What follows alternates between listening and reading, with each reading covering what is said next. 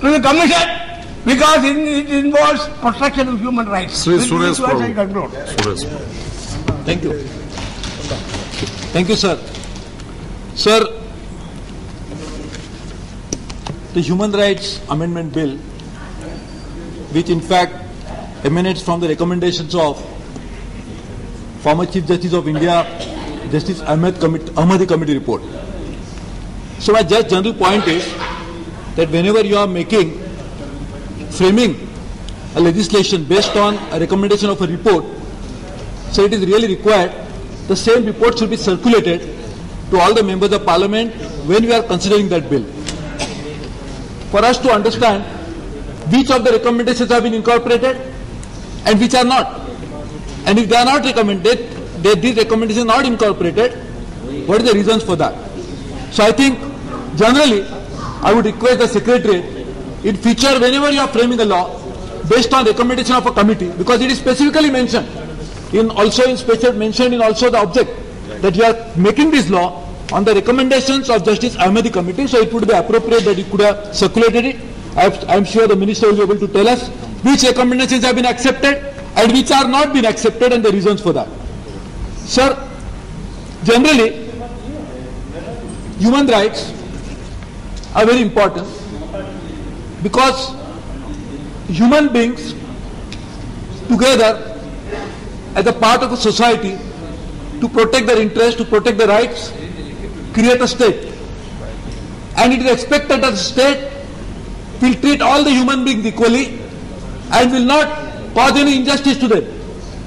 But as we have seen over a period of time, the strong arm of the state causes so much of human right violation. That's why we actually need a human right protection law to protect citizens from the atrocities of the state. And that's why the laws are required. And therefore, in fact, so human rights, treating a fellow human being, giving him the same treatment that we feel should be given to us, like Mahatma Gandhi himself had said that you treat others in a manner that you expect yourself to be treated by him, has been part of our ethos and culture. But over a period of time, like the Minister has been responding to the Parliament on time and again, that increasing incidents of atrocities of some individuals causing damage to the states and the fellow citizens is a form of terrorism also needs to be taken into account, and I am sure the law will be able to capture the new growing phenomena which is emerging and will be able to deal with that as effectively as we expect the state to treat with the citizens. At the same time, we must ensure that no group of citizens will be able to take the other citizens for a ride and also cause damage to the state. So that's a challenge that I'm sure you'll be able to deal with it. Sir, I will come to specifically some of the provisions of this bill. Clause 16 talks about the salaries to be paid at par, more or less, with that of the State Human Rights Commission should get the salaries at par with the Central Human Rights Commission. Now suppose if you make a provision like this, then some states may not have the capacity. So probably to make sure that what your intention is good, noble, that they all should get a similar salary so that they will have some independence. If that is what you really want to attain, then I think it should be provided from the central pool, because it's not going to cost much. By doing that, you will not be burdening the state to pay such salaries as will be required. So second point is the High Court judges are to be appointed on the State Human Rights Commission. So my suggestion here is that if you are appointing a normally we follow a system whereby Chief Justice of a High Court in a particular state is normally not from his home state. A Gujarat citizen will be appointed as a High Court judge probably in Karnataka or in Tamil Nadu. I think therefore we should follow a system that High Court judges to be appointed as the chairman of Human Rights Commission should be appointed in a manner that they should not be from the home state, to ensure that they will be able to exercise better control over the state government whose authority they are going to finally examine. Bill में ऐसा ही है जो आप कर is on the selection committee. So there is a point which is mentioned for the first time. There are 3 members, as Mr. Radhakrishnan was pointing out, who are going to constitute the selection committee. It says that absence of one member should not vitiate the proceeding of selection. The point is probably because all the three members may not come together.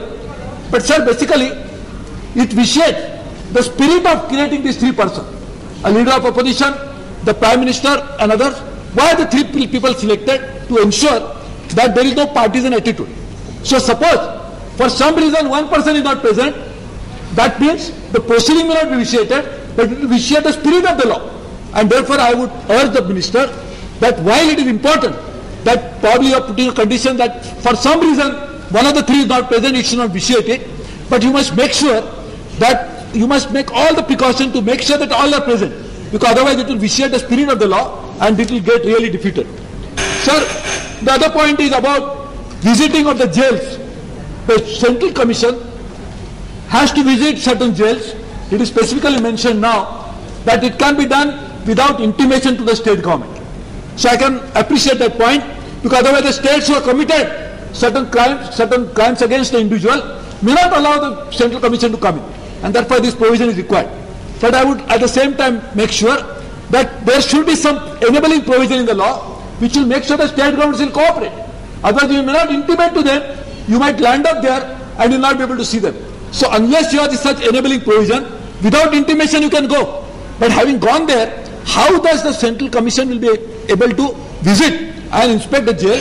That is what the intention. So therefore, that provision also should be properly made. And sir, the last point, and I'm concluding. Sir, the action taken report on the recommendations of the Human Rights Commission should be filed before the Parliament. And I think there should be a specific time limit. Otherwise, it's a mockery. We are making one more law. And so the real last point I'm going to make is that, like in this bill it is stated that Minorities Commission, the Commission of Scheduled Caste and Tribe, the Women's Commission chairman will be ex-officio member.